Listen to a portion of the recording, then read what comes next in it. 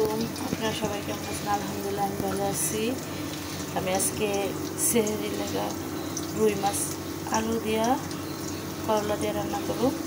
এদিকে আমি পেঁয়াজটা বসে দিচ্ছি,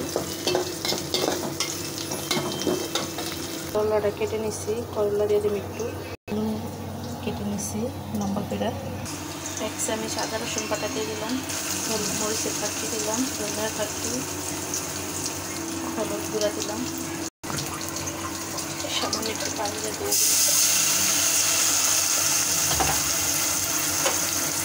নাড়াচাড়া লবণের ফাঁকি দিয়ে দিচ্ছি,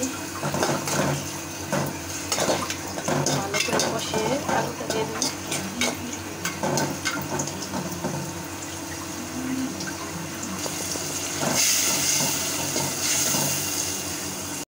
আলুটা দিয়ে দিলাম। আমি মাছের তরকারিতে একটু রসুন বাটা আদা বাটা একটু কম খাই, কারণ মাছের গন্ধটা বেশি দিলে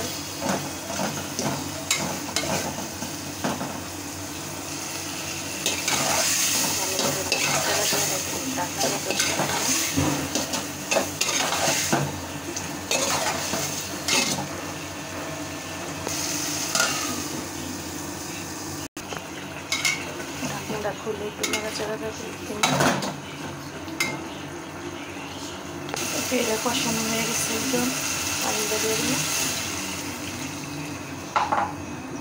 পানিটা দিয়ে দিচ্ছি, বলকটা আসলে মাছটা দিয়ে দিই, তরকারিটা বলক এসে বসছে, মাছটা দিয়ে দিই,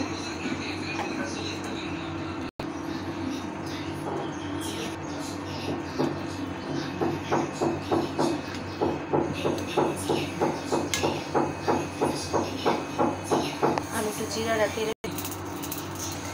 তরকারির কালারটা অনেক সুন্দর হয়েছে। করলাটা উপরতে দিয়ে দেবো,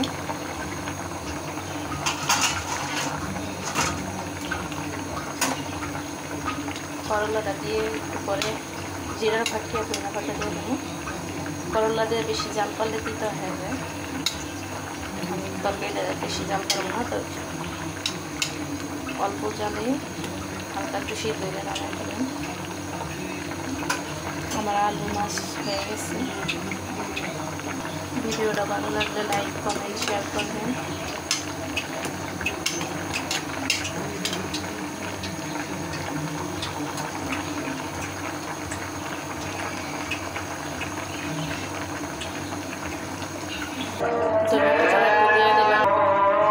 ধনিয়া পাতাটা একটু দিয়ে দিলাম,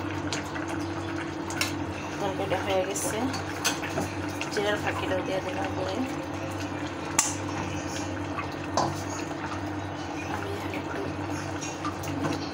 বেশি নাড়াচাড়া করুন না, তাহলে মাছটা ভেঙে যাব। তরকারিটা নামিয়ে নেব,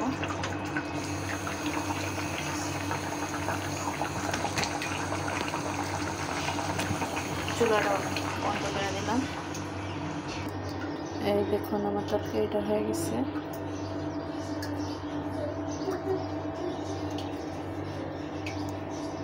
ধনিয়া পাতা জিরাটা বেশি জাল করি নাই, তাহলে কি রান্নার জায়গা। ভিডিওটা ভালো লাগলে লাইক কমেন্ট শেয়ার করবেন, আর আপনারা সবাই সুস্থ থাকবেন, ভালো থাকবেন। আলহামদুলিল্লাহ এ পর্যন্তই ভিডিও শেষ করে দিলাম। আল্লাহ হাফেজ।